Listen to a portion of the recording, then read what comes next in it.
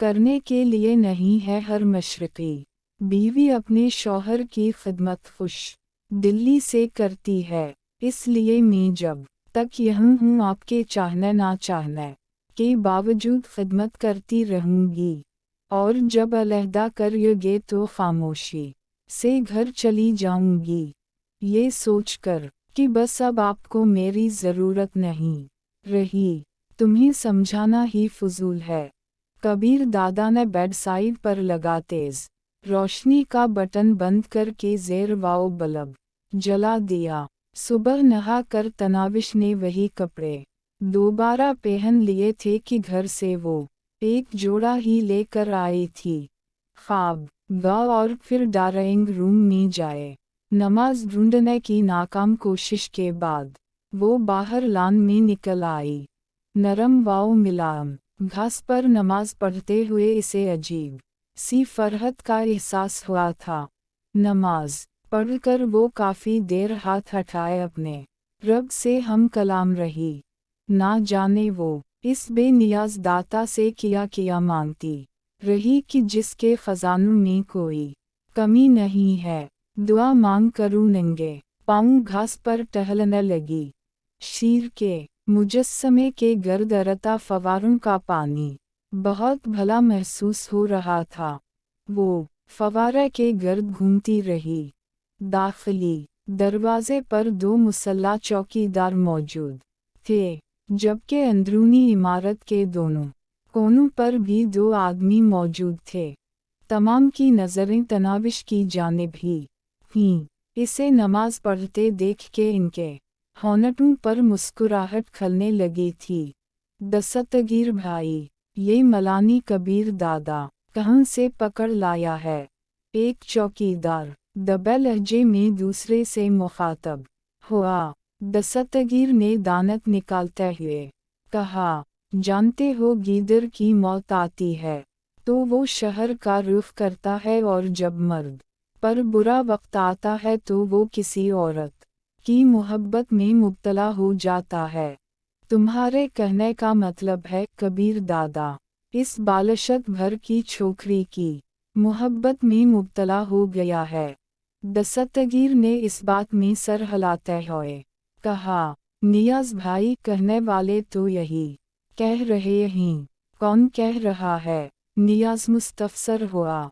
रात को इम्तियाज़ की ज़बानी जो तफसील मालूम हुई है, इस मुताबिक तो यही लगता है कि कबीर दादा इस लड़की पर बुरी तरह फरीफता है। इस लड़की की खातिर इसने अखलाक हसीन शाह जैसे आदमी पर हाथ उठाया है, और शाह जी के ख़ास आदमी खावर शेख कौमूद के घाट उतार दिया है। बल्कि कल इसर के वक्त इसने खावर शेख के छोटे भाई को भी इस लड़की के हाथों मरवा दिया।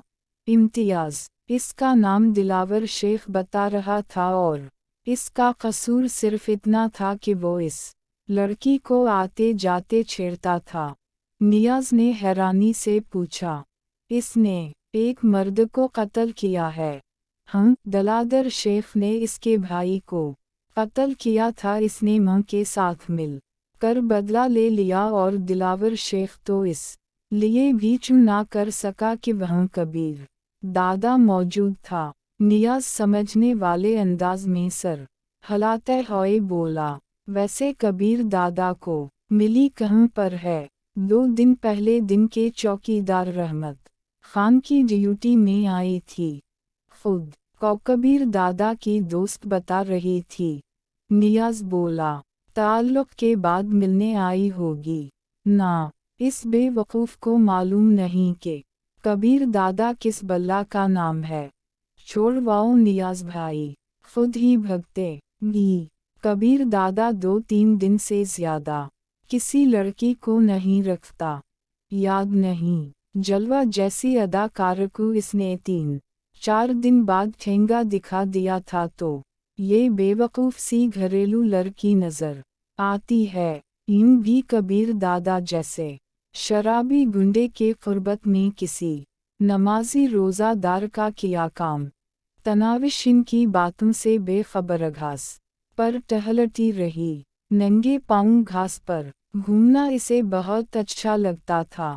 पहले वो कभी कभार स्कूल के लॉन में घास पर टहल लेती थी, मगर स्कूल की घास के मुकाबले ये बहुत ला कसम की घास थी। यूं महसूस हो रहा था जैसे वो रेशम पर चल रही हो। तुलु आफ्ताब के वक्त वो चप्पल पहन कर अंदर की तरफ बढ़ गई। घर में वो सुबह सवेरा नाश्ते की आदी थी। रात की बासी रोटी तवे पर गरम कर के वो चाय के साथ खा लिया करती। इसके बाद वो कॉलेज जाने की तैयारी में लग जाती और मां इसके लिए दोपहर का खाना तैयार करने लगती।